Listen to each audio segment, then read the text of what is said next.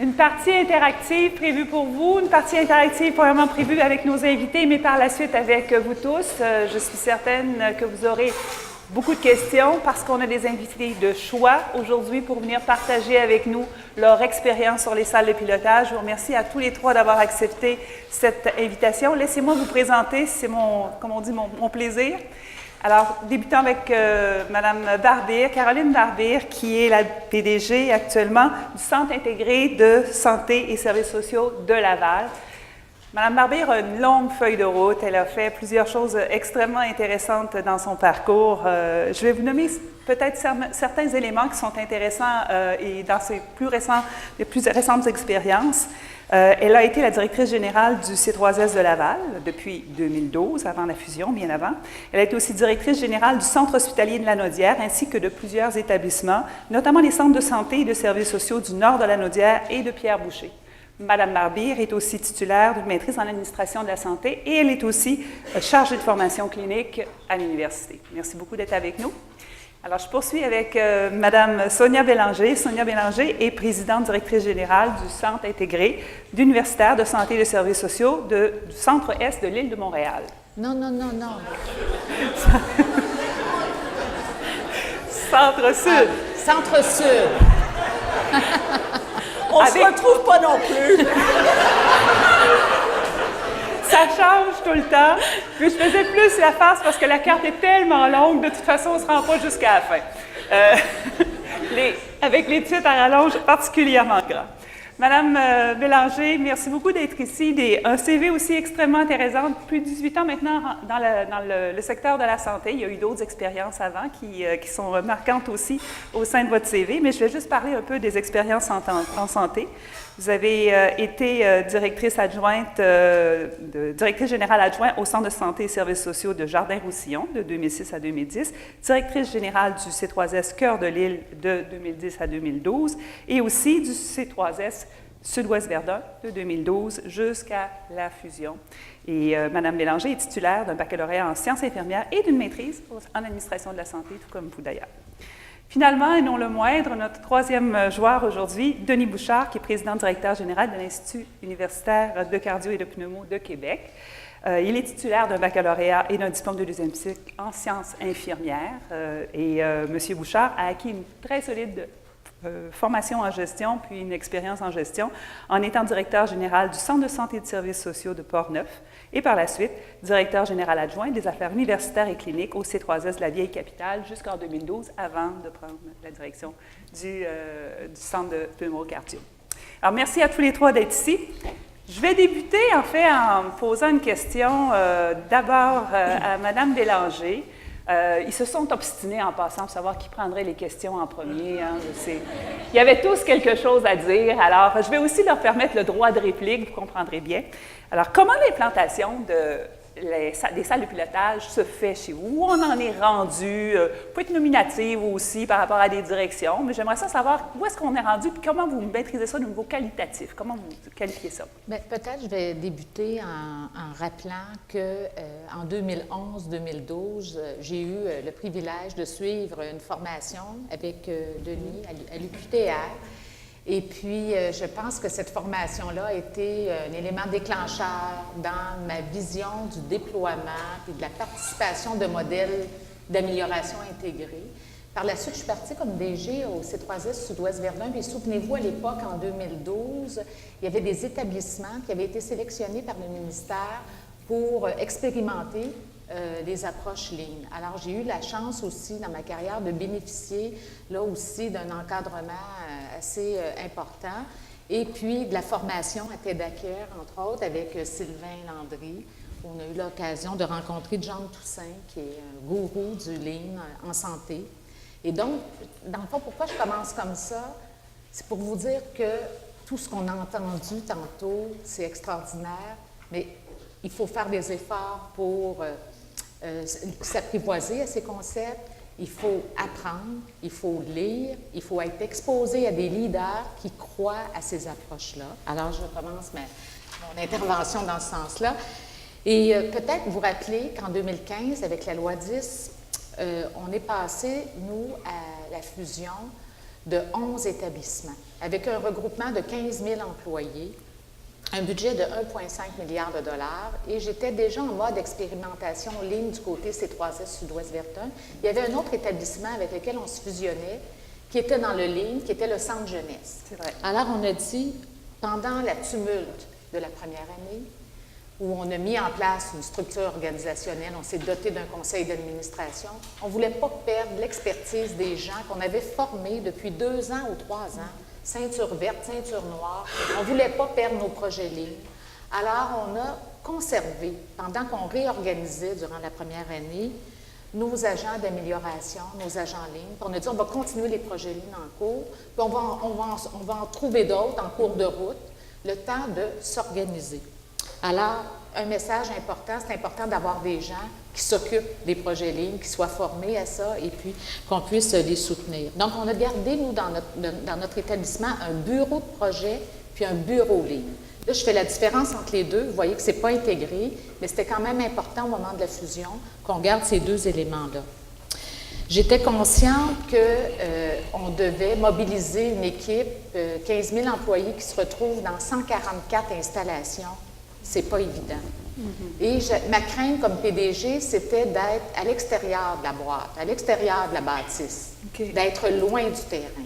Puis pour moi, le déploiement d'une salle de pilotage stratégique, c'est pour moi un outil qui me permet d'être à l'intérieur du cœur de l'organisation. Il faut faire des gambas, il faut aller sur le terrain, mais ça me permet d'avoir une vision d'ensemble. Donc, notre salle de pilotage, je vais laisser mes collègues parler, mais on a mis notre mission, notre vision, nos valeurs. On a aussi intégré dans notre salle de pilotage notre modèle qualité-performance. On a 6 projets qu'on fait en A3. On suit un mur avec des indicateurs et on fait le suivi là, régulièrement. Des chiffres, très brièvement, nous avons 6 A3 dans notre salle de pilotage. Et c'est un élément important. Nous avons dans notre organisation 10 agents multiplicateurs, 4 agents d'amélioration, 4 agents d'évaluation performance, 3 partenaires RH. Donc, à peu près une vingtaine de personnes dédiées au projet ligne ou à l'amélioration ou au suivi des salles pilotage stratégiques. Donc, c'est vraiment important. Vous dire, au cours de la dernière année, nous avons déployé la salle stratégique et 11 salles tactiques de direction ou de stations tactiques de coordination. Là, donc, retenons le chiffre de 11. Une salle stratégique, 11 salles tactiques et puis 66 stations visuelles.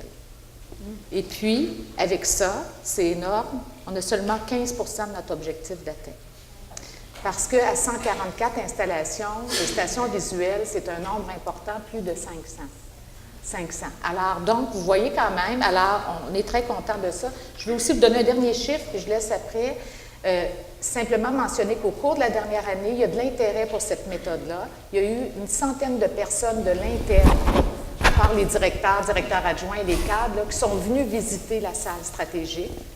Et puis, à peu près 80 visiteurs externes de d'autres domaines que le réseau de la santé et des services sociaux qui sont venus visiter notre salle stratégique. Alors, je trouve ça vraiment intéressant de voir que dans le réseau de la santé, des fois, on a l'impression qu'on ne peut pas innover en termes de management parce que, mais oui, c'est possible. Il y a même la Société de transport de Montréal qui est venue visiter notre salle stratégique. Alors, j'étais vraiment très heureuse de ça. Je voulais le partager avec vous, ces quelques chiffres. Oui, vous avez eu la chance d'aller à TEDxCare. C'est plus difficile de ces temps-ci d'aller à l'extérieur, mais au moins, vous pouvez partager justement certains éléments. Merci beaucoup. Des points à rajouter sur le niveau de déploiement dans vos cas, Mme Bardien, M.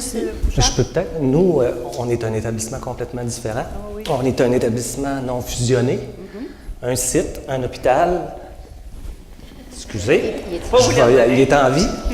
Un site, un hôpital, et en 2015, moi, quand je suis arrivé dans l'équipe, rapidement, on a réalisé que le fruit était mûr pour passer à un système de gestion ligne continue.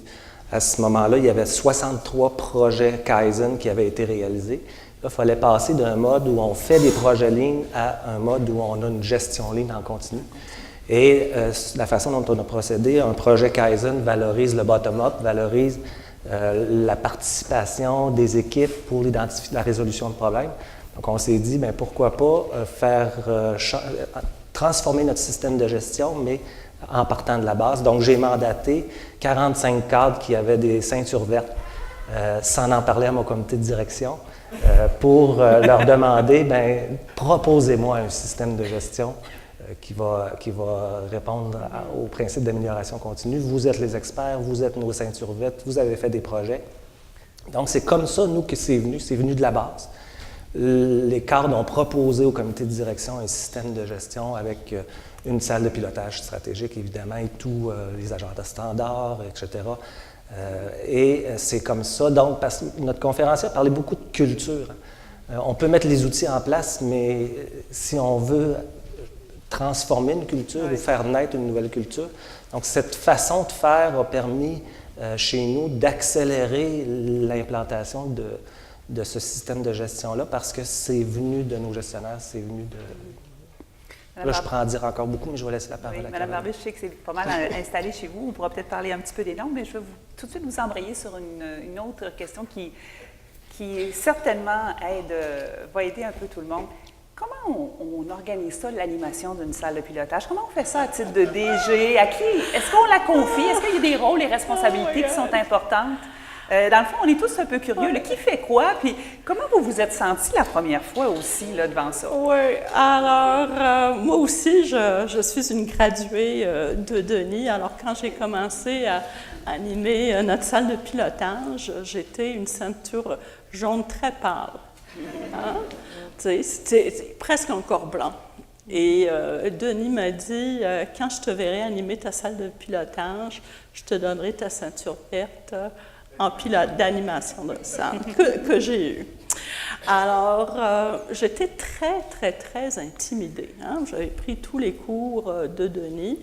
Donc, moi, j'ai commencé à vraiment être très intimidée, mais j'ai une équipe... au niveau de mon équipe qualité qui est ici dans la salle, hein, les 2 personnes, dont Mireille qui est ici, qui est notre ceinture noire. Mireille, identifie-toi. Alors, c'est... Hein? Non, vous n'avez pas le droit de la prendre. Alors, Mireille et Geneviève m'ont essentiellement coachée. Okay? Alors, j'ai été coachée pour animer, puis me réapproprier la salle de pilotage, parce qu'on avait déjà débuté une salle de pilotage quand on n'était pas fusionné, parce que moi, j'étais la directrice générale du centre de santé de Laval, mais en 2015, on a été fusionné pour devenir un CIS, et on était une des rares installations, établissements, qui avait un petit peu d'expérience avec la mise en place d'une OBA. Donc, moi, quand j'ai recommencé la nouvelle salle, j'ai dû me réapproprier la salle parce qu'elle ne ressemblait pas du tout à notre salle originale du CSS. Alors, pour moi, c'est un apprentissage. Ce qui nous a beaucoup aidé, ce qui m'a beaucoup aidé au début, c'est d'avoir un guide. Hein? J'avais un manuel.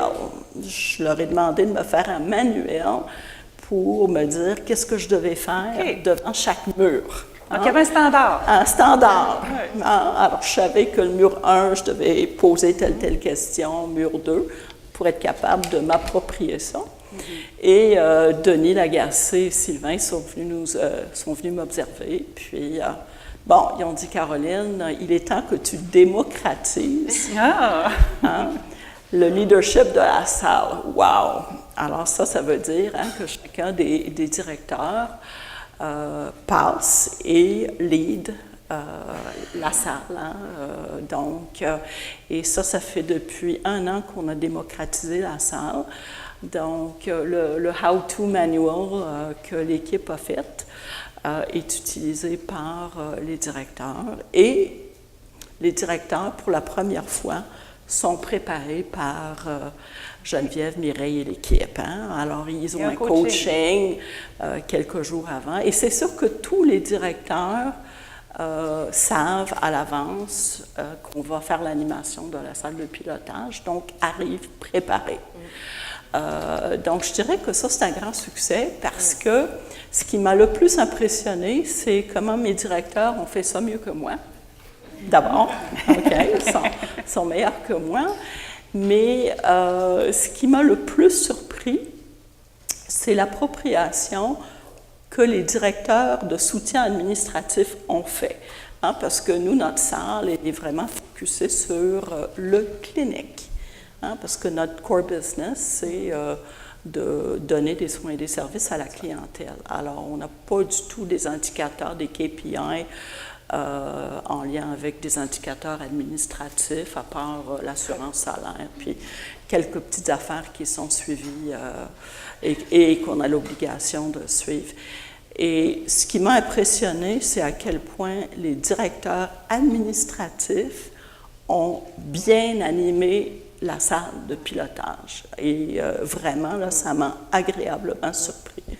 Et puis, on rigole beaucoup, hein, parce que ça, c'est un ingrédient important. Il faut avoir beaucoup d'humilité et puis il faut être capable de rire. Alors, on rit. Certainement, certainement. Mais ça a sûrement des bénéfices, oui. Justement, changer vers ce nouveau mode de gestion puis cette appropriation par les directeurs. De façon plus générale, M. Bouchard, pouvez-vous nous parler des bénéfices que les salles de pilotage ont apportés chez vous? Et je pense qu'on a tous quelque chose à dire autour de la table, mais je vais commencer avec vous. Beaucoup de bénéfices. Et peut-être en introduction à ma réponse, chez nous, on a la chance d'avoir près de 90% des salles de pilotage, que ce soit de niveau stratégique, tactique, opérationnel, qui sont installées. Donc, à partir de ce moment-là où c'est fonctionnel à tous les niveaux de l'organisation et dans tous les services, c'est là qu'on voit arriver les grands bénéfices. Parce que si on a juste un secteur, une direction, le catch-ball ne se fera pas comme on le souhaite. Deux grands axes de bénéfices, là, je vous dirais. Un premier au niveau des communications. Plus grande cohérence des messages, l'information, les délais de transmission d'information. Et nous, on a la chance d'être sur un seul site, donc on fait 2 caucus stratégiques par semaine.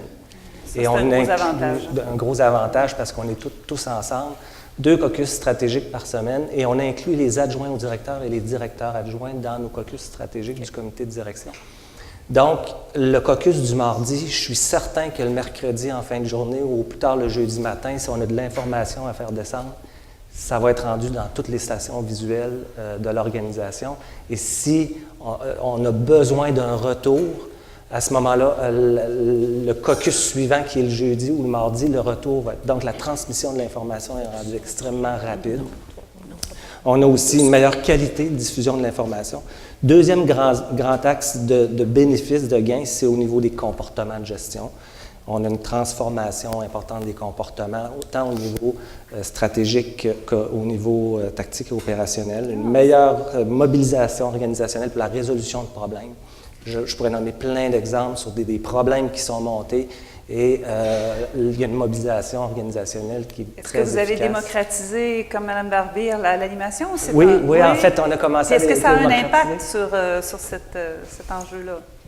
Oui, bien, puis en fait, Mme Barbier parlait des directions administratives.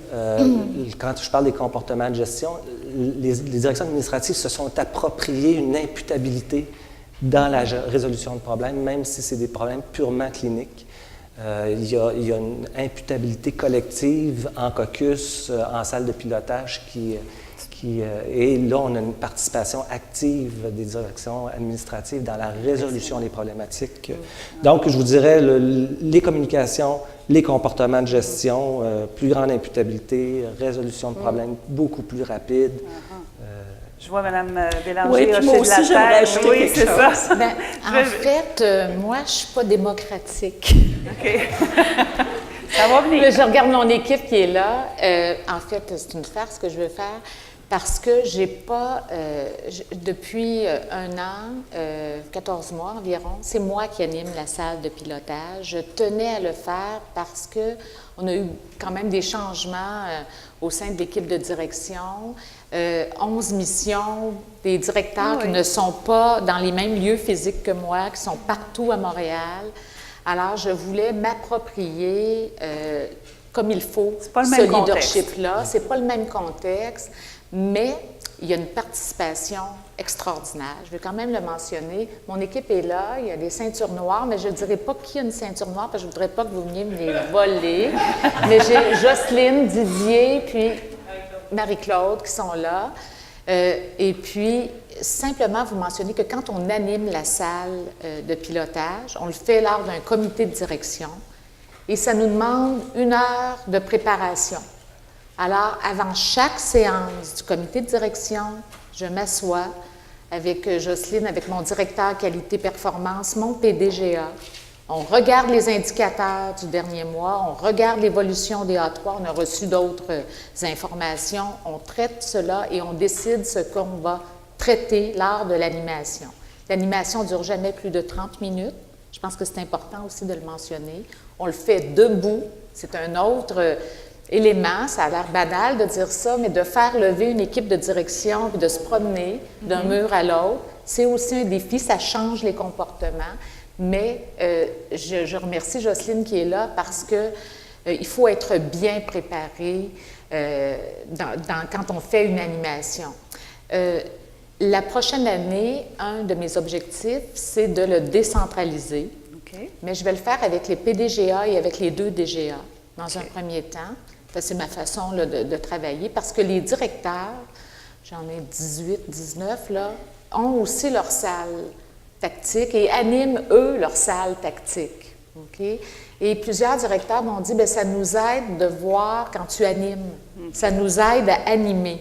Alors, on le fait dans une perspective d'apprentissage. Puis, je suis d'accord avec Caroline, la majorité de nos A3 sont clientèle, à l'exception de un qui est plus ressources humaines, sur la mobilisation des ressources. Et les directeurs administratifs sont tellement contributifs à la résolution de problèmes, même quand c'est des problèmes cliniques, on trouve beaucoup de choses. Alors, mais le temps de préparation est vraiment extrêmement important.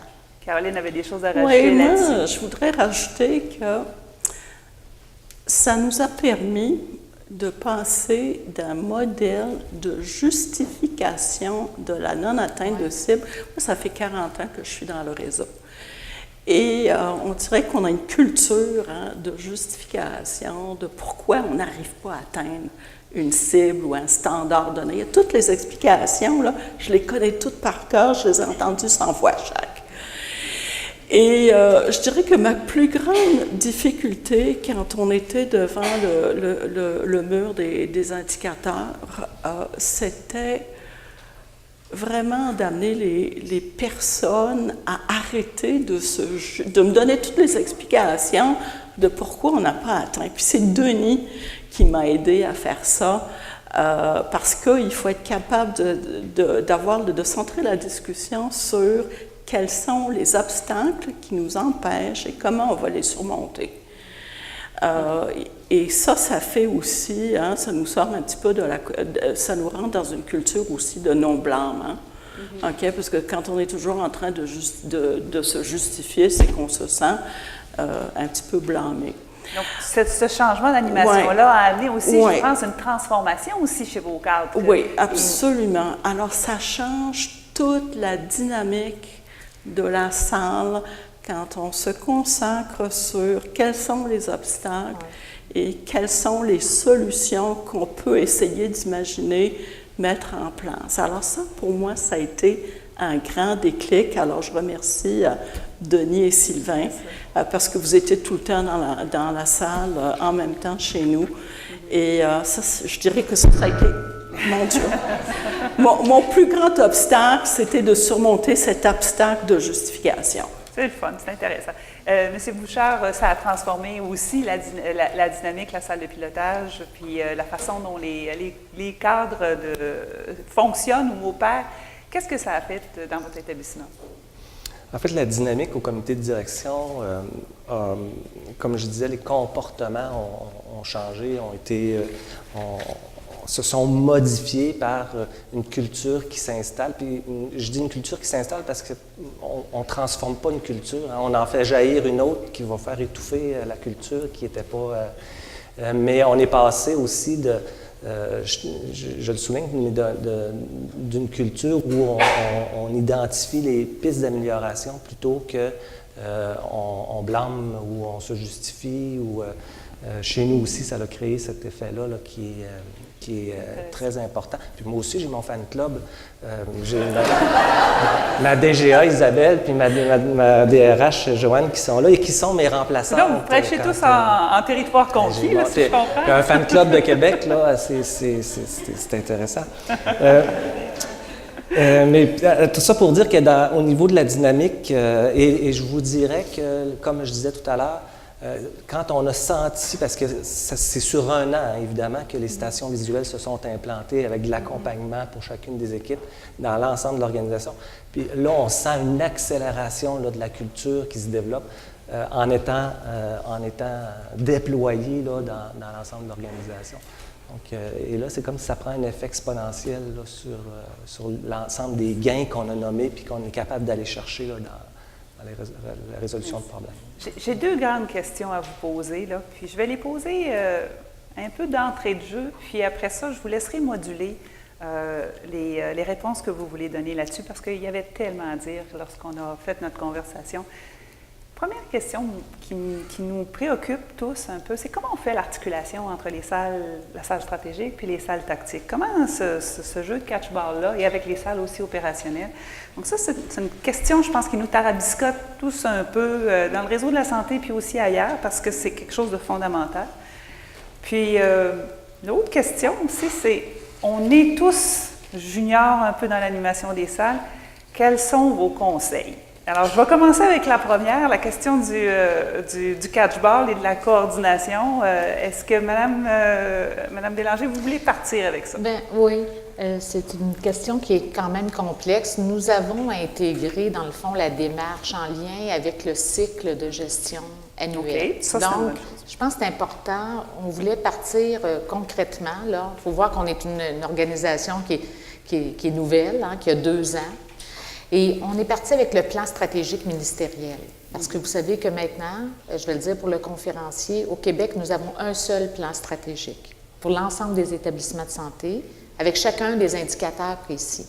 Alors nous, la première année, ce qu'on a fait, on a dit on va partir avec le plan stratégique, les objectifs qui sont incontournables, et on va regarder là où on a des écarts, et on va se choisir, on s'est donné un processus là, d'animation, on va choisir en comité de direction 6 projets ou objectifs pour lesquels il y a des écarts importants.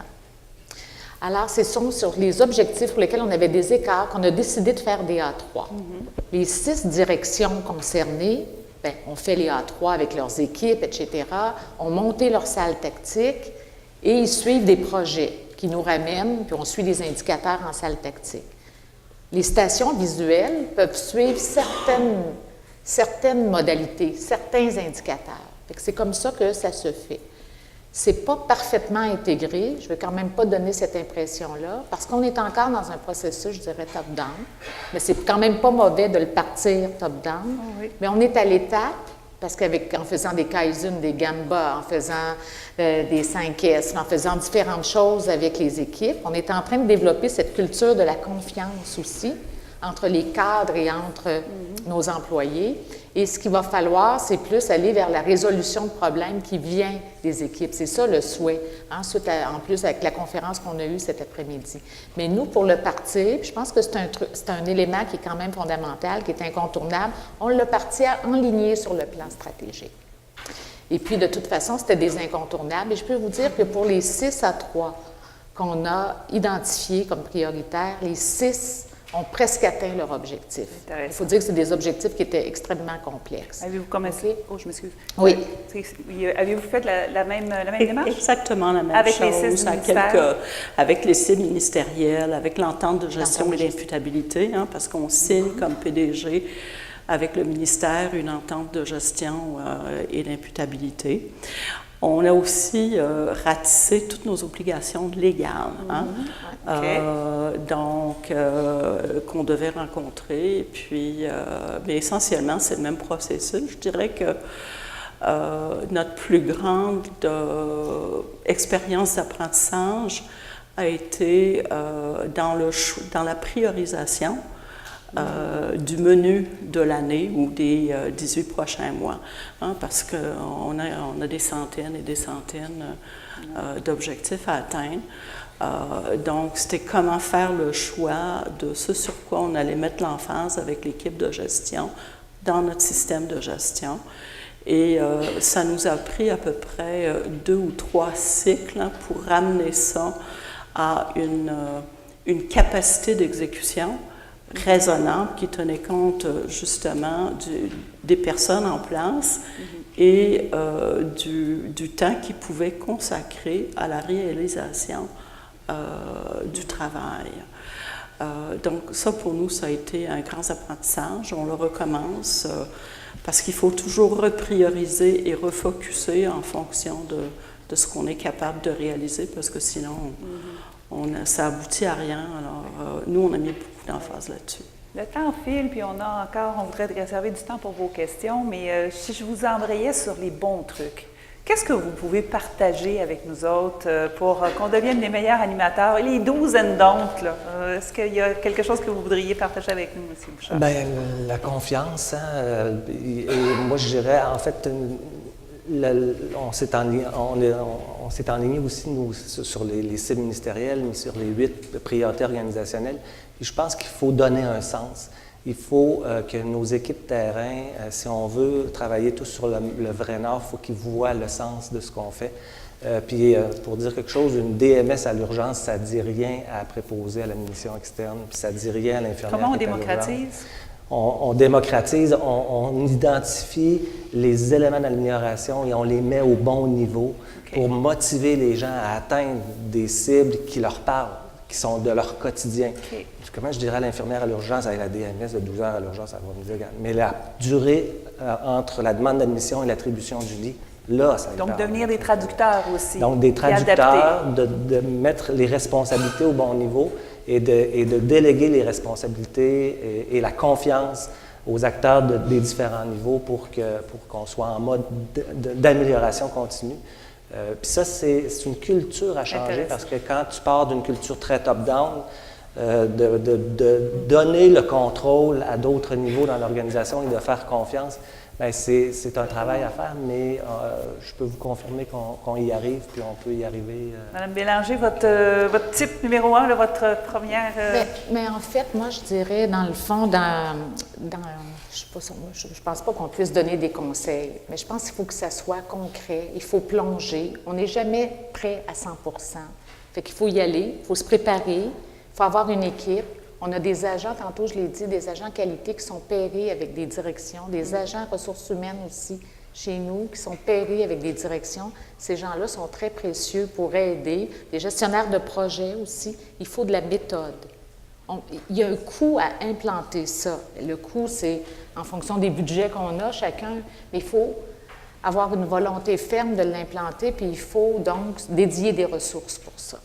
Ça ne peut pas être des gens qui font ça en plus de leur tâche habituelle. C'est votre job de PDG. C'est vraiment important. Et puis, je dirais qu'il faut que ça parte de la haute direction, bien sûr, de l'équipe de direction, des directeurs adjoints. On peut pas impartir ça. Les cases, c'est un gros défi. C'est un défi parce qu'ils sont submergés dans les opérations. Beaucoup actuellement, ils gèrent beaucoup d'employés. On sait ce qu'on a vécu au Québec en termes de structure d'encadrement. Et puis, moi, je regarde dans mes priorités pour la prochaine année, c'est de les former, continuer à former nos cadres, ceinture blanche, mais plus que ça. C'est pas juste de les former. Après, il faut les accompagner. Il faut être là avec eux pour leur montrer comment animer leur station visuelle. Puis, il faut monitorer. Si on ne le mesure pas, ça va se perdre. Ça veut dire que, tantôt, je vous donnais des chiffres, le nombre de stations visuelles, le nombre d'animations, bien, il faut qu'on monitore ça. C'est la seule façon de s'assurer. C'est comme ça qu'on va changer la culture. Oui. Peut-être un autre signal aussi que je voudrais dire, il faut aller sur le terrain. Parce que la salle de pilotage, tantôt, je vous disais, c'est un peu, excusez-moi, ma zone de confort. Parce que je vois mes principaux résultats, j'ai mon information là, moi, comme PDG, en fonction de ce que je dois livrer au ministère. Mais ça ne me donne pas toute l'information de ce qui vient sur le terrain. Puis ça, c'est très important. Puis c'est là qu'il faut qu'on puisse remonter ça. Je vous dirais que c'est le défi. Mais on a un gros défi avec les cadres. On ne pourra pas changer la culture organisationnelle sans que les cadres soient partie prenante. Puis pour faire ça, moi, je suis très heureuse de ce qui se passe dans mon organisation, mais si je veux aller plus loin, Il faut que la structure d'encadrement soit là. Je vais terminer avec Mme Barbier. Oui. Votre conseil principal? C'est d'être empreint d'humilité et d'accepter qu'on ne sait rien et qu'on a tout à apprendre. Et à chaque fois que je rentre dans ma salle, c'est quelque chose que j'ai appris du mindfulness, c'est qu'il faut regarder sa salle à chaque fois avec les yeux d'un débutant. Okay. Intéressant. Je pense que ça vient bien clair là-dessus. Oui. Puis je pense que ça va nous inviter justement à être humbles et à aller poser les questions dont on a besoin pour pouvoir réussir à progresser. Alors, je vous invite à aller au micro, vous savez, pour qu'on puisse être enregistré et qu'on puisse avoir la traduction simultanée aussi. Vous seriez bien chic. Qui s'y prête en premier? Alors, Mme Mercier, come on down. You're the next contester on The Price is Right. Come on up. Bonjour, premièrement, je voudrais vous féliciter, vous remercier aussi d'être là aujourd'hui parce que ça fait souvent quand on travaille dans nos salles de pilotage, on a le nez dans nos salles, dans notre projet, puis voir des PDG aussi engagés que vous, qui ont donné déjà près d'un an, qui ont déjà des résultats, puis voir l'expérientiel, c'est très enrichissant pour nous, ça nous motive de continuer. Alors, ma question s'adressait un petit peu à Mme Bélanger. Vous avez mentionné tantôt que vous avez, dans votre salle stratégique, que vous suivez 6 projets à 3 objectifs organisationnels. Mon interrogation était de savoir si ce projet-là est en lien avec les priorités ministérielles qui, en cours de route, ont changé, évolué. Première question. Puis la deuxième, je me mettrais d'ajouter aussi, c'est que vous savez aussi, au niveau du ministère, sur l'entente de gestion, il y a beaucoup de projets comme ça, de la sorte, liés à la transformation actuellement.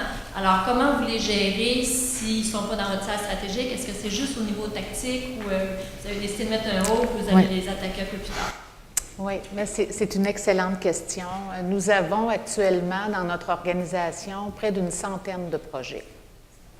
Une centaine de projets. Plusieurs nous sont arrivés en cours de route, là, vous les connaissez. Exemple, l'ajustement des structures organisationnelles en CHSLD, où on a dû créer des postes, bon, etc., en soutien à domicile. Alors ça, c'est toutes des annonces qui ont été faites en cours d'année. Alors, il y a ces projets-là, on ne les suit pas nécessairement en A3. On les suit en gestion de projet. J'ai comme 2 modes de gestion, là. J'ai un bureau de projet avec une méthodologie de gestion de projet, d'évaluation des ressources et tout ça, là, donc des fiches de qualification, ça passe au comité exécutif, puis on donne les ressources pour que les projets se mettent en place, puis on suit les résultats avec un tableau de bord au comité de direction. On suit l'évolution des projets au comité de direction. La salle de pilotage stratégique, pour moi, c'est d'autres choses. C'est pas pour faire le suivi de tous les projets qui peuvent nous arriver aussi en cours de route, là. C'est pas pour faire le suivi de tous les indicateurs de l'établissement. On a un tableau de bord pour ça. C'est vraiment pour faire le suivi des A3 qu'on a décidé prioritaires dans l'organisation. Alors, je ne sais pas si ça répond à la question, mais on s'en est bien sorti au cours de la dernière année. Parce qu'il faut quand même, il y a une cohérence quand même, je veux le mentionner, dans ma perception que le ministère a aussi, il y a un plan stratégique. Et les annonces qui ont été faites étaient quand même en lien avec le plan stratégique. Les annonces en DI, en TSA, en SAD, en CHSLD. Et puis, naturellement, on avait choisi, nous, des projets qui étaient auprès de ces clientèles-là. Fait qu'on a pu aussi, dans certaines circonstances, les greffer. Mais pour moi, c'est 2 choses. La gestion de projet, puis je me suis longtemps demandé comment j'allais faire pour gérer ça. C'est vraiment 2 équipes qui travaillent ensemble, mais c'est quand même 2 équipes distinctes. Correct. Merci beaucoup. On va aller avec la question de Madame. Pouvez-vous vous nommer avant? Oui, bonjour, je suis Manon Léonard, directrice performance, amélioration continue, qualité dans les Laurentides. D'abord, à mon tour aussi de vous remercier et de vous féliciter pour les échanges très inspirants que vous avez eus devant nous.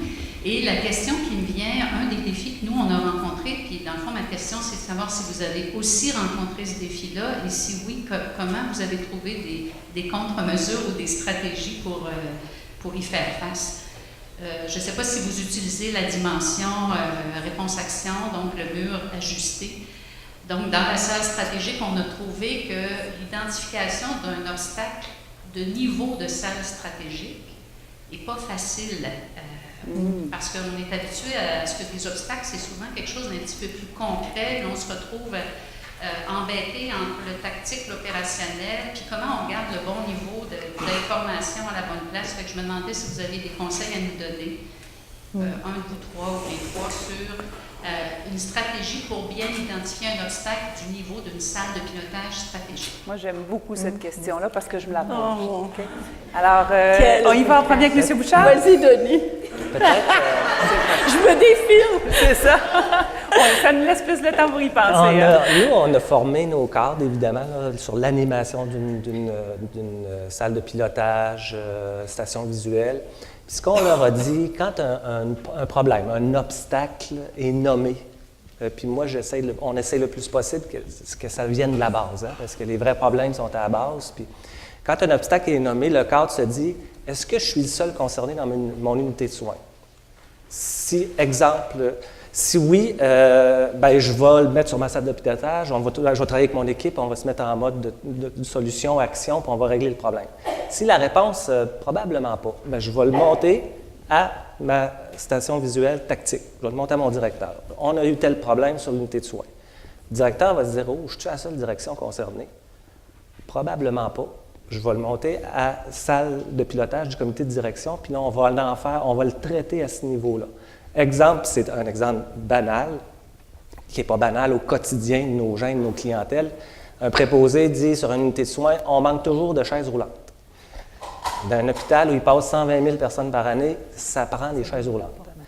Fait que le cadre le montait à sa directrice, on manque toujours de chaises roulantes au 3e PC. Ah, bien nous autres aussi, puis l'autre cadre, nous autres aussi. Oh, fait que peut-être que les autres directions sont concernées. On l'a monté au comité à la salle de pilotage. C'est un exemple niaiseux, on manque de chaises roulantes, mais il a fallu avoir une stratégie organisationnelle pour traiter cette problématique-là qui, semble-t-il, ça faisait 10 ans qu'on manquait de chaises roulantes. On n'a pas eu besoin de l'acheter, puis on a révisé le processus quand même assez rapidement, puis là, il y a des chaises roulantes partout. Il y a un projet de chaise roulante. On fait monter l'obstacle à la bonne place plutôt que de dire est-ce qu'on l'accepte ou pas. Là. Madame Barbier? Oui, nous, on essaie vraiment d'identifier le niveau auquel on pourra justement travailler sur l'obstacle, mais on donne un délai. Et puis, ça doit revenir, les solutions doivent revenir au comité de direction. Donc, ça, c'est parce qu'avant, on était justement, on perdait du temps dans l'opérationnel. Et il faut vraiment le descendre au niveau opérationnel qui est capable justement de travailler l'obstacle. Et d'ailleurs, c'est ça qui nous a amené à avoir une OBEA processus dans le cheminement du client. Alors, on a vraiment créé un OBEA processus pour la trajectoire du client. On va être obligé de conclure à ce point-ci. Je suis désolée. C'est ça, on avait la chance d'avoir du monde extrêmement intéressant avec nous. Je suis désolée, mesdames, pour vos questions. Il avait l'air intéressant. Vous aviez déjà les yeux tout allumés. Mais on va pouvoir, à la fin, au cocktail, probablement pouvoir les poser. Je veux chaleureusement vous remercier tous les trois pour avoir accepté.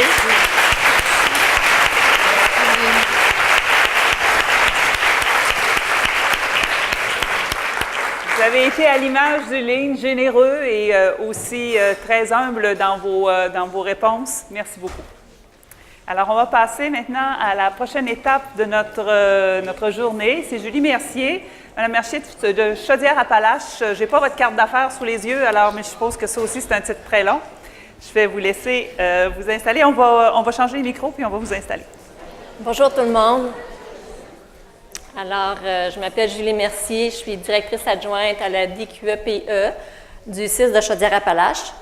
Donc, je vous informe tout de suite que ma présentation, suite aux belles présentations qu'on vient d'avoir, il y a du cheminement qui s'est fait dans ma tête. Alors, j'ai beaucoup de contenu, mais probablement qu'il y en a peut-être que je vais passer un petit peu outre pour me permettre d'accentuer peut-être sur des éléments qui vont être complémentaires à ce qu'on a vu aujourd'hui. Mais de toute façon, vous allez avoir accès aussi à mon PowerPoint à la fin de la présentation, ou en tout cas dans les jours qui vont suivre. Je vous invite fortement à aller le consulter, il peut y avoir des informations supplémentaires. Donc, l'autre petite chose, il se peut que je sois stressée en début, donc que mes jambes tremblent, que mes mains tremblent, ça devrait se placer en cours de présentation. Alors, je vais me rendre compte que si tout le monde regarde mes jambes, bien, je vais aller en arrière du vitrail comme ça. Donc, je vais vous entretenir aujourd'hui de la mise en place de nos cellules modèles au CIS de Chaudière-Appalaches. et de la cohérence organisationnelle qui tourne autour de ça. Un petit clin d'œil rapide sur les 6 de Chaudière-Appalaches. Alors, nous, on a 12 000 employés, environ 108 installations qui sont réparties sur la région d'environ 15 000 km². Alors, ici, on se trouve à être proche du fleuve Saint-Laurent, avec la région de Lobinière qui est la plus au nord. La plus à l'est, c'est Lillet. La plus au sud, qui est proche des frontières américaines, qui est Saint-Georges-de-Beauce. Et la plus à l'ouest, qui se trouve à être la région de Thetford-Mines. Donc, nos cellules modèles. Alors, nos cellules modèles, on a commencé à en choisir 3 parce qu'on voulait commencer justement par un modèle au 6 de Chaudière-Appalaches. On s'est associé rapidement avec la chaire Iris, Denis Lagacé et Simon Smith de l'UQTR parce qu'on voyait ça comme un gros paquebot et on avait l'impression qu'on n'y arriverait pas seul. On savait aussi, comme tout le monde, qu'on devait implanter ça à grandeur du 6, donc on voulait vraiment faire un projet pilote qu'on a décidé de faire comme un mini-projet pour le tester, pour après ça le déployer à grande échelle. La sélection de nos 3 directions qu'on a prises, on voulait que ce soit des directions avec des missions un petit peu différentes. On voulait en avoir une qui était davantage en communautaire sur le terrain, donc on a pris, dans la direction SAPA, on a pris le SAD. On voulait en avoir une qui était peut-être avec des activités qui sont davantage dans le milieu hospitalier, alors on a pris la DSM, mais la portion laboratoire, imagerie et transcription médicale. Et également une qui est peut-être plus administrative, la logistique. La raison pour laquelle on voulait avoir 3 missions un peu différentes, c'est qu'on savait quand on aurait l'implanté à grandeur du 6 qu'on aurait des directions différentes aussi qui représentent des enjeux, des fois des contextes différents. Donc, vu qu'on est en projet, on voulait pouvoir aller tester un petit peu ces différentes missions-là. Bien entendu, aussi, les directeurs qui ont été choisis, bien, il y avait des critères, comme il fallait que ce soit des directeurs qui soient motivés, qui aient la capacité aussi de mettre ça en place et de le déployer au complet. Donc, au niveau de la DSM, où on est rendu aujourd'hui, c'est qu'on a une salle tactique qui est implantée, donc la salle de la directrice Marie-Claude, que vous voyez à l'écran, 2 cellules opérationnelles qui sont imagerie et transcription médicale. Dans notre projet de recherche, qui était inclus aussi avec la chaire Iris, c'est qu'on déployait les 3 directions au niveau tactique. Et au niveau opérationnel, on allait tester le modèle avec 2 cellules opérationnelles dans chacune de ces directions-là, ce qui faisait un total de 6 cellules opérationnelles. C'est pour ça que vous voyez les 2 cellules au niveau de la DSM, mais bien entendu, dans cette direction-là, il va en avoir beaucoup plus que 2. Au niveau du soutien à domicile, la même chose. Déjà en partant, le soutien à domicile il est rattaché à la direction SAPA, comme vous savez, qui est je pense, une des plus grosses directions qu'on a dans nos 6. Alors, elle a une salle tactique, mais elle a également 2 salles tactiques adjointes et prochainement une 3e. Et les 2 cellules opérationnelles qui ont été déployées dans le SAD, c'est des cellules au niveau des intervenants ergo, TS physio et infirmières et infirmières auxiliaires. Auxiliaires familiales, pardon. Et la logistique, une salle tactique, puis 2 salles opérationnelles. Donc, comment ça a débuté tout ça? Brève historique. Alors, notre projet de recherche-action s'est déroulé sur 2 phases. La première phase était en 2016-2017. On a déjà 1 an de fait. J'ai l'impression que c'est juste hier, mais on a déjà 1 an de fait. Et la deuxième phase dans laquelle on est actuellement, c'est l'année 2017-2018. Donc, je ne vous cacherai pas, dans la première phase, on a vraiment testé le modèle. Alors, on a eu à déployer, tout créer les outils, déployer la démarche. Même si on l'avait au niveau théorique, il fallait la marcher pour la rendre opérationnelle. Puis, on n'avait pas de recette dans ça. On est accompagné avec l'UQTR, mais même avec eux aussi, là, de composer tout ça pour l'opérationnaliser jusqu'au terrain. C'est un beau rêve, mais on n'avait pas de concret encore. Donc, on a eu à développer tous nos outils pour ensuite de ça, les déployer. Grossièrement, la première phase, la première année, ça servait à ça. La deuxième année où on est rendu maintenant, c'est qu'on est davantage en train de consolider l'approche auprès de ces cellules-là. Donc, consolider toutes nos approches d'amélioration continue. On a donné beaucoup plus de formation aussi sur tout ce qui est résolution de problèmes. Donc, on consolide. Puis, on est en train aussi, avec les cellules opérationnelles surtout, d'en faire des agents multiplicateurs pour que là, on soit capable de déployer dans notre 6 au complet puis dans le reste de leur direction. Ce qu'il ne faut pas oublier, c'est qu'entre chacune des étapes que vous voyez, là, à chaque fois, on donnait beaucoup de formation. Donc, nos cadres supérieurs, puis quand je dis la formation, ce n'était pas uniquement des employés, mais les cadres supérieurs, directeurs, directeurs adjoints, coordonnateurs, ils ont reçu pas une, pas deux, pas trois, mais beaucoup de formations en cours d'année qui étaient souvent dispensées par la chaire Iris. Et la même chose au niveau des cadres intermédiaires, puis nos employés. Donc, à chaque fois, avant d'implanter une nouvelle étape du processus, on développait, on formait, puis un coup qu'on avait formé, après ça, on allait faire du coaching individuel sur le terrain. Puis ça, c'était pour la première année, c'était vraiment juste le déploiement de nos outils. Dans la deuxième année, c'est encore la même chose, mais là, on est beaucoup plus. On n'est plus dans le déploiement des outils, ils sont déployés, ils sont implantés. Mais là, on est beaucoup plus dans la philosophie de gestion, la cohérence organisationnelle que je vais vous parler tantôt. Donc, je vous disais qu'en même temps qu'on faisait la phase 2, je vous ai parlé tantôt rapidement de notre projet organisationnel du CIS de Chaudière-Appalaches. Alors, en même temps qu'on est en phase 2 avec nos cellules modèles, on a commencé d'implanter le projet à grandeur de notre CIS. Parce qu'après 1 an de vécu en phase 1 avec notre projet de recherche-action, on a été capable d'identifier un peu la capacité que ça demandait. On a été capable aussi d'identifier le temps que ça prenait pour démarrer une direction puis commencer à déployer ces cellules opérationnelles. Alors, ce qui a fait en sorte que depuis avril, on a commencé à déployer 4 autres directions. La façon dont on fait notre séquence chez nous avec les ressources que nous avons, à tous les 6 mois, on se trouve à déployer 3 ou 4 directions. Et c'est la DQE-PIE qui supporte le déploiement de ces directions-là pendant 6 mois. Intensément, on est avec eux pendant 6 mois. Donc, les 3 premiers mois, on se trouve à déployer les outils, les implanter avec eux, puis faire l'animation au niveau tactique. Les 3 mois suivants, on déploie encore nos outils, on les implante, on fait l'animation avec eux, coaching, au niveau opérationnel. Donc, à chaque 6 mois, on en part une nouvelle gang. Alors, on a commencé en avril avec 4 directions au niveau tactique, et maintenant, depuis cet automne, depuis septembre, on a parti 2 cellules opérationnelles avec les 4 directions qu'on avait parties, ce qui fait un total de 8 cellules opérationnelles. Un coup qu'on a fini notre mois intensif, la DQE-PE, elle coupe le cordon tranquillement et elle se retire. C'est pas facile, cette étape-là, mais c'est pour ça que le rôle des agents multiplicateurs, il n'est pas écrit là, peut-être dans l'autre diapo, le rôle des agents, il est écrit, hein? Ah ben oui, il est ici. Il semblait que j'avais fait mes devoirs. Le rôle des agents multiplicateurs devient très important, mais encore là, on ne devient pas agent multiplicateur du jour au lendemain. Il faut les coacher, il faut les rassurer. Puis leur rôle à eux, ce n'est pas d'être des experts de contenu pour le prochain gestionnaire qui part, mais c'est beaucoup de transférer leur expérientiel. Donc, puis on vise beaucoup sur ce qu'on appelle le kata d'amélioration, le kata coaching, qu'on a récemment eu en formation là, avec Sylvain il n'y a pas longtemps.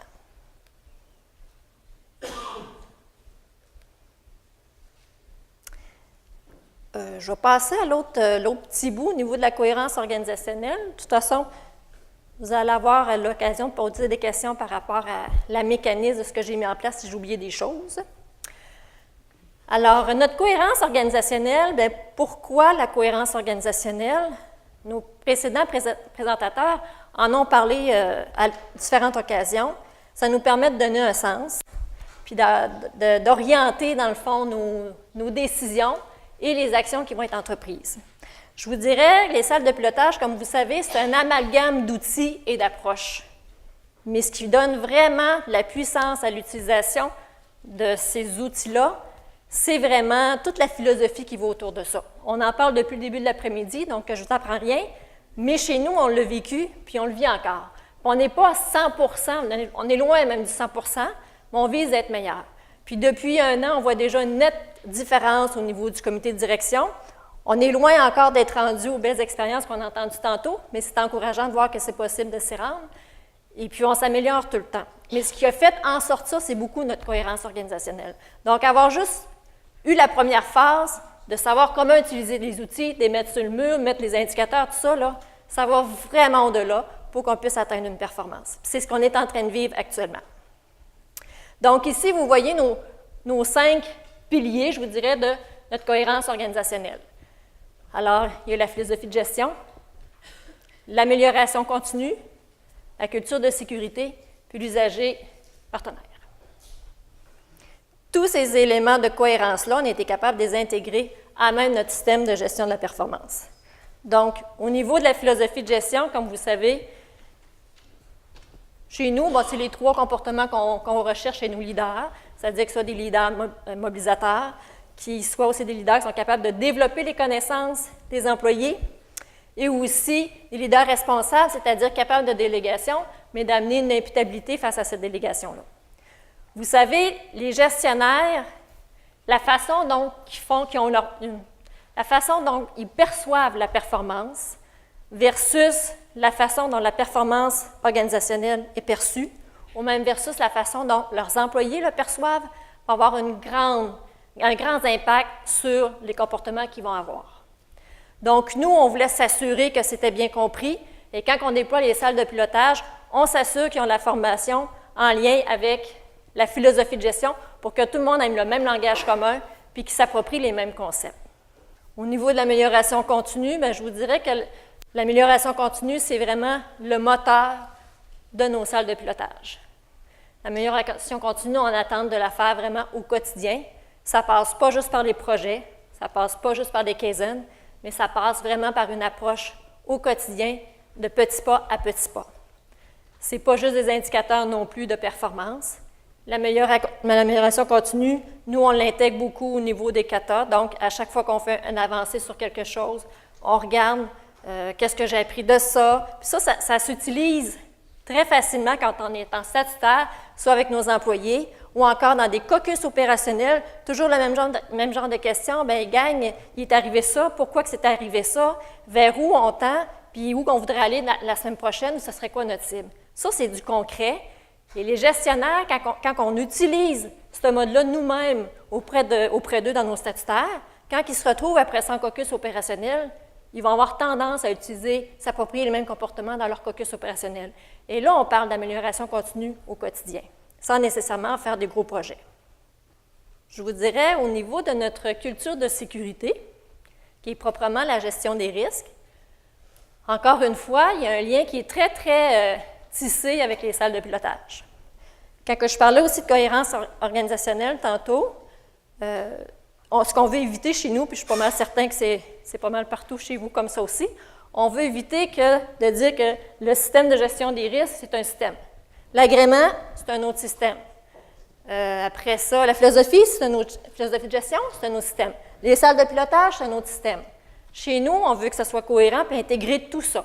À un moment donné, on se demande comment on est capable de tout intégrer ça. Encore là, ça passe dans le discours et la philosophie qu'on veut mettre, et ça commence par la culture. Donc, la gestion des risques chez nous est basée sur le même système des salles de pilotage, autrement dit, un système bottom-up. Donc, implanté il y a environ 2 ans de ça, avant l'arrivée des salles de pilotage. Alors, ce qu'on a fait, c'est qu'on est parti vraiment du terrain en mettant des comités CREC, ce qu'on appelle, de résolution de problèmes, donc plus au niveau terrain, là, opérationnel. Après ça, en allant mettre au niveau tactique des comités plus de prestations sécuritaires des soins et services qui, eux, servaient à faire des audits puis aller auditer ce qui se passait sur le terrain. Et après ça, les indicateurs qui sont plus proprement suivis au niveau du CGR. Comment ça s'insère dans une salle de pilotage? Alors, c'est pas compliqué. Les CREX, dans les salles de pilotage opérationnelles, dans le plan d'action à la fin, soit qu'ils mentionnent qu'ils vont faire un CREX ou qu'ils vont faire des suivis sur le CREX qui a été fait. Donc, c'est directement lié avec la gestion des risques. Au niveau tactique, c'est la même chose. Ça peut être des audits en lien avec les parts d'agrément sur les différentes parts qu'il y a avec la gestion des risques. Et au niveau stratégique, dans sa stratégique, bien, les indicateurs de gestion des risques qu'on peut suivre, comme la diminution des taux d'accidents graves ou ces choses-là. Donc, on voit toute la cohérence du système en lien avec les salles de pilotage. L'usager partenaire. Comment intégrer ça pour que ça donne du sens cohérent? C'est une approche que tout le monde en a à implanter aussi. Bien, vous savez, vous l'avez entendu, 80% de la performance est sur le terrain. On a entendu aujourd'hui beaucoup dire que le comportement de gestionnaire est important. On a entendu dire que c'est les gestionnaires qui se trouvent à gérer les processus, à s'assurer qu'ils sont bien fonctionnels. On a entendu aussi que ce sont les employés qui les réalisent, ces processus-là. Donc, ce sont eux qui vont donner les résultats sur le terrain. Mais il ne faut pas oublier que l'extrême de tout ça, celui qui va vivre ces processus-là, est l'usager. Quand on dit que la valeur ajoutée est sur le terrain, les idées créatives innovatrices sont sur le terrain, ça part des employés, mais quand j'ai un usager qui reçoit le service et qui a vécu une expérience de santé, ça vient aussi de lui. Donc, l'usager partenaire, on tente de plus en plus de l'intégrer dans nos choix de processus, dans nos révisions de processus, et je vous dirais qu'actuellement, un des leviers où il est davantage, j'aime pas le mot utiliser, là, mais impliqué, voilà, qui est davantage impliqué, c'est au niveau d'intégration des services avec les trajectoires de services que tout le monde en a à mettre en place.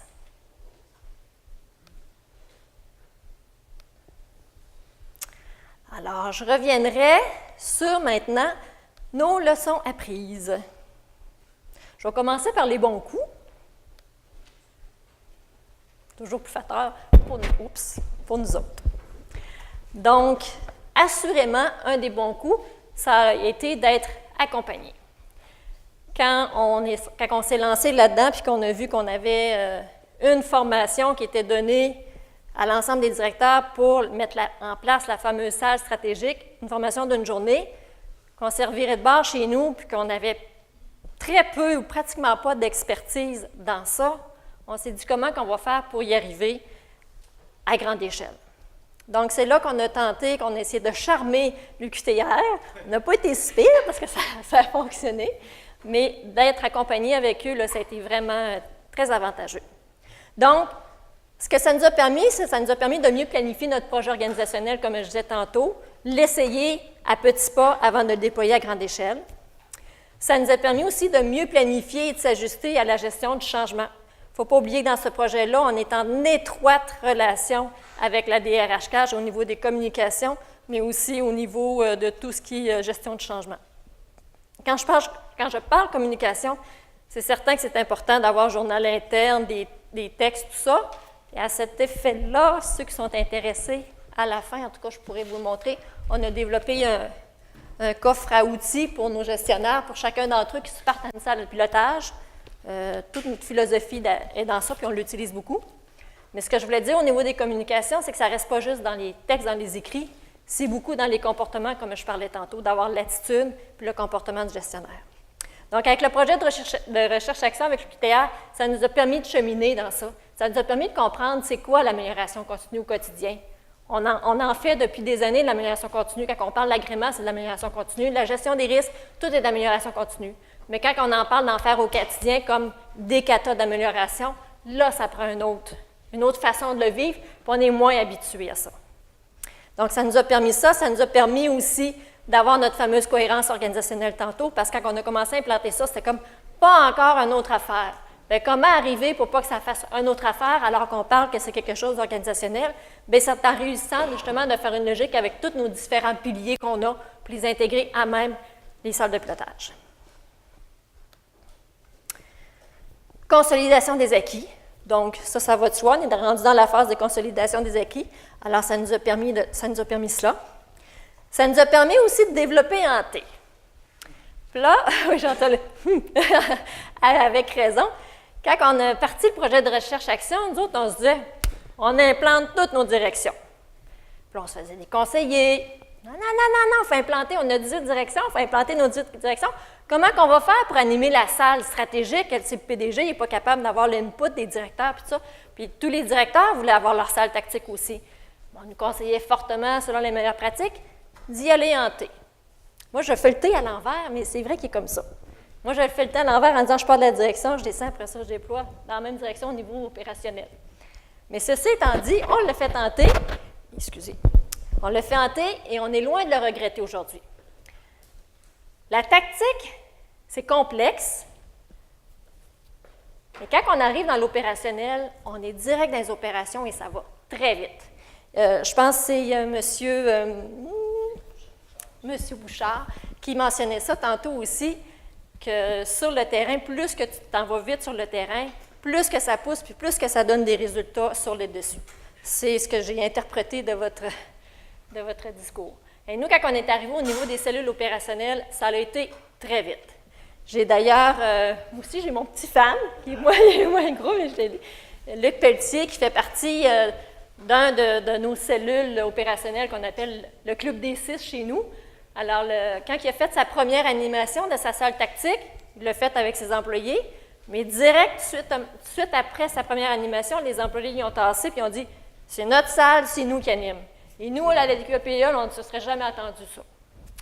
Mais des petits succès comme ça, il y en a eu plein d'autres, et c'est vrai que ça part très vite.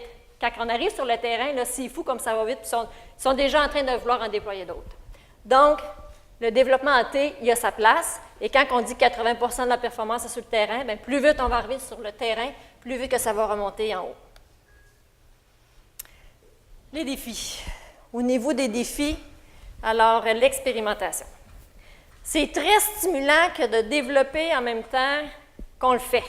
Parce que c'était ça, quand on a commencé, on était vert, on n'avait aucune, à part des données dans les meilleures pratiques, on n'avait pas vraiment d'expérientiel autour de nous. Donc, ça a été très dur pour la DQEPE. Surtout pour les conseillers de la DQEPE, parce qu'ils avaient l'impression de perdre leur crédibilité.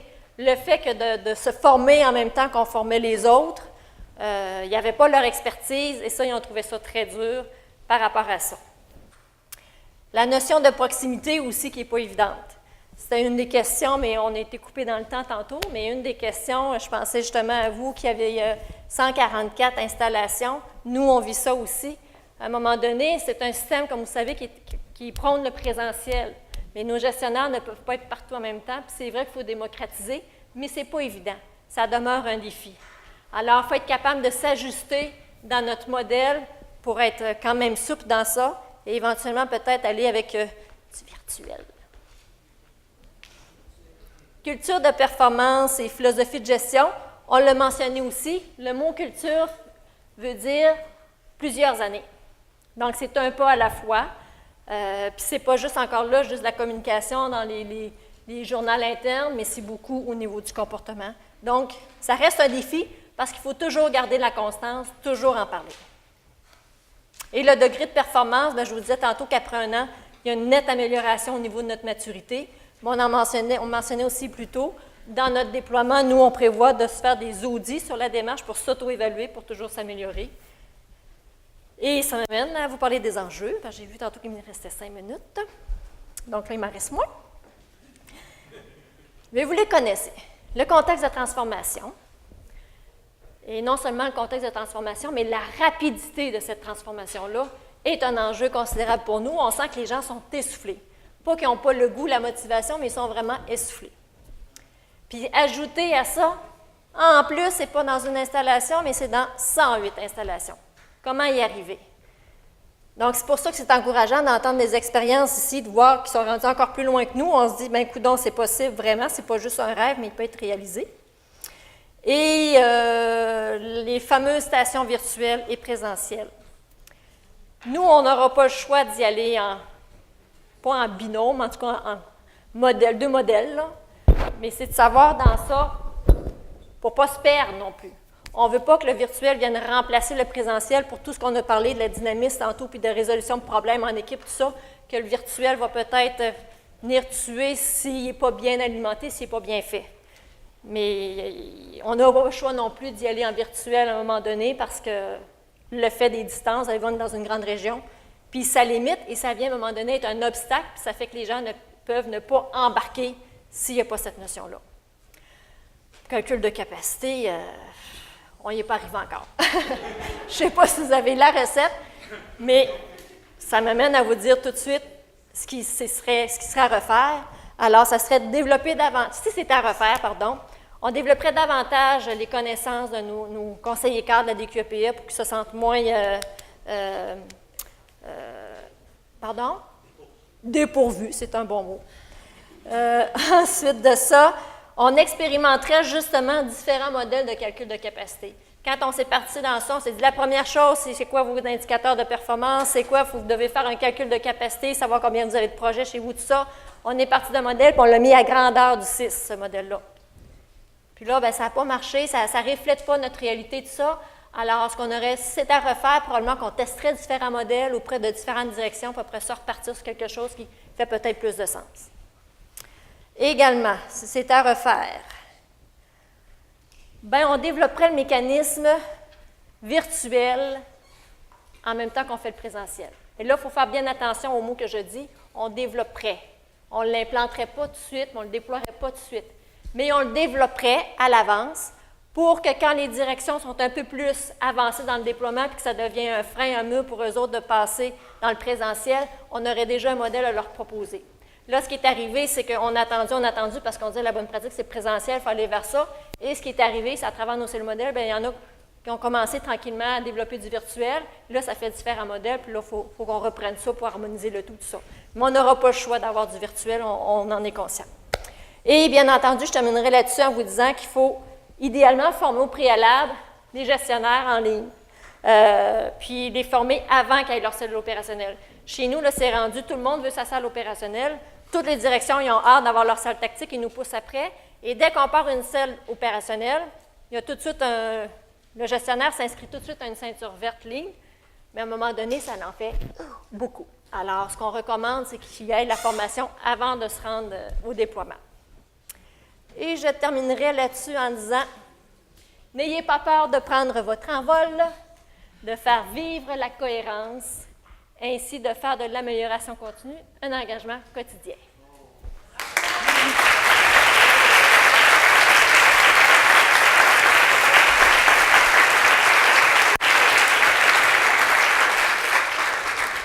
Excellente présentation. Je crois que tu nous as exprimé dans peu de temps tout le cheminement que vous avez fait. Puis, je suis sûr qu'après la conférence, il va y avoir certainement... Excusez-moi. Je suis sûr qu'après la conférence, il va y avoir certainement plusieurs gens qui vont venir discuter avec toi pour le modèle, puis jusqu'où vous êtes rendu, votre capacité, parce qu'il y a beaucoup de monde dans les DQEPE, votre capacité à soutenir ce déploiement-là, puis l'effort que ça existe. Donc, merci beaucoup, Julie. Merci encore. Bravo.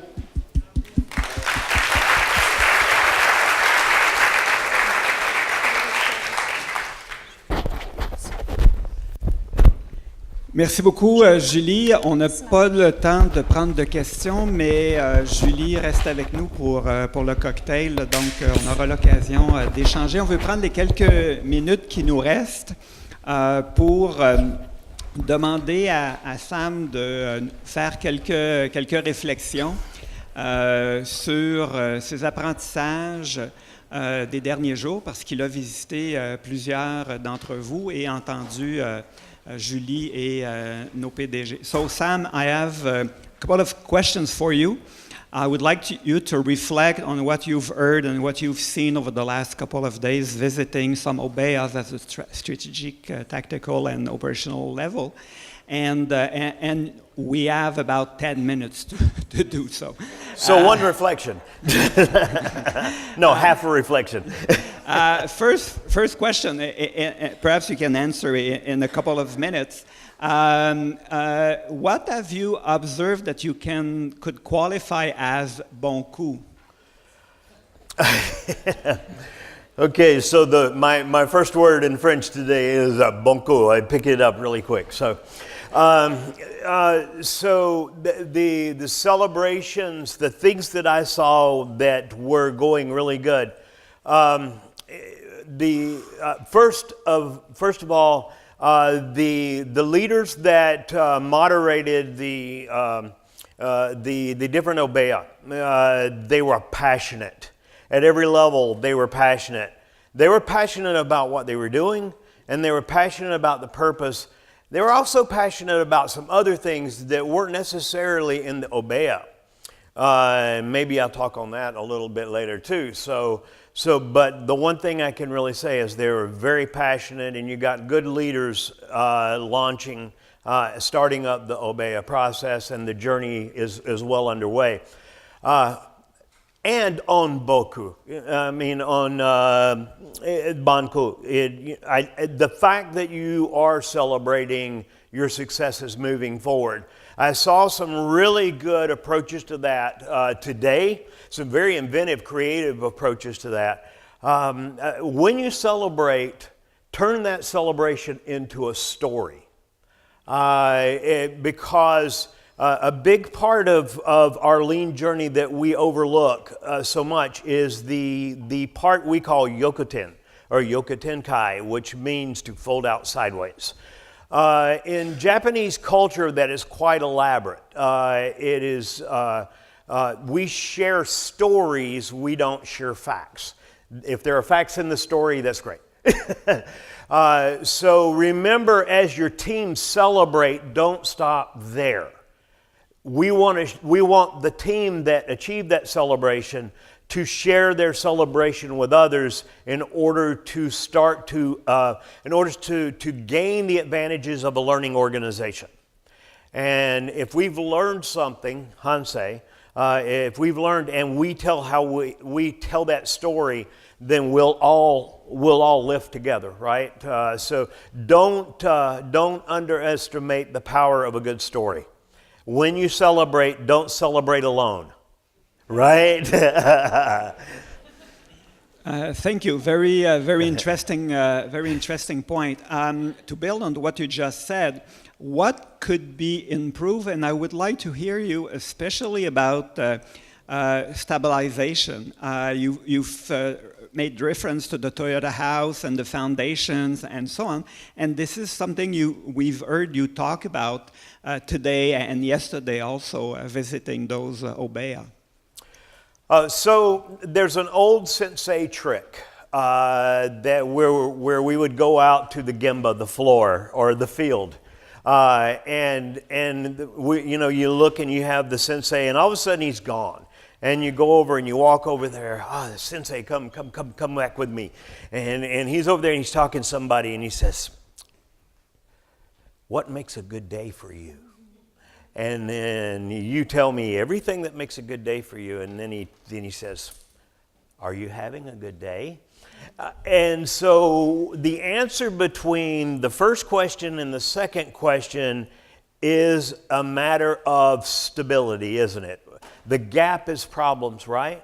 And so one of the things that the primary focus of our strategy in the beginning in transformations, and it was Toyota's strategy for 20 years, was basic stability. And introducing work standards in order to make sure that work is safe, correct, conscientious, and efficient. And then train to that, because from that platform, everyone will have a good day, right? If they're not, then the exception is I have a gap from a good day, and every day do a little bit of work on that. So I want you to imagine that, especially from what you were talking about, right? You were absolutely right. Actually the number is 85% of the stability and the capacity that is lost in the organization is because of the things between having a good day and not having your best day at every level, and it's certainly where the work is done. And so I'm going to encourage you, as a part of your daily management technique, your daily obeya or your tactical obeyas, focus on basic stability. At the higher level, your strategy in the beginning is build a foundation of solid stability. I will guarantee you a capacity of increase of a minimum of 30% within 60 months. What would you do with the extra capacity of 30%? Because that's what happens when you do simple problem solving every day and you improve how work is done. Does that... Yeah, that answers the question very, very well. There is a phenomena that is really interesting with that, is that complex problems cause complex processes cause complex problems. Okay, so simplify processes. At the work level, the phenomena is that the problems that we normally experience are generally simple because it is at that level, and it's something that we can solve every day. So don't be scared of a little problem. I would like to hear you about regarding the Obeya and what you've seen. Can you comment on how the information flow between each walls or each PDCA dimension and how it could evolve differently? Okay, so what I saw this week, congratulations, time to improve. So if I did a spaghetti diagram, of you briefing your walls, what do you think it would look like? Okay, it looked like spaghetti, wasn't it? And so as we talked about the T formation, depending on the purpose of the Obeah, the information should flow process-based. From the vision through the value execution systems and down specifically. So that, as I mentioned earlier, we flow down. So you've separated the plan from the do, the check, and the act, and in the process, you've disconnected the rationale. My recommendation is follow the process flow so that the vision flows, and with the vision, understand what you need to measure to make the vision happen, and then flow down, keeping coherency, a age 3 concept. Yes? Okay, coherency within, consistency throughout, right?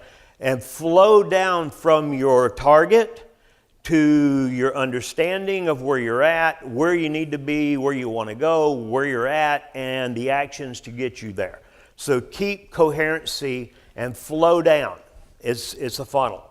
Okay, so that's my recommendation for improvement in your Obeah. And then it will economize the space in your Obeah, and you can use that for other things now. One wall, now we got 3 new walls we can use, right? Right? So food for thoughts. One last thing in 30 seconds. Besides bon coup, it's the challenge. Besides the bon coup, you've learned another word, which is animation, that we translated into animation. But tell us the story about animation. Okay, so when you say animation, what do you, my English speakers, what do you think I'm saying? Moving, right? Okay. In English, animation means to bring to life. So every time I heard, but I had all of these excited people, you know, telling me their Obeah story, right? And they were saying, we animate the Obeah. And I said, yes, yes. You know, so my vision for you, until I see you again, is bring your Obeah to life. Thank you so much.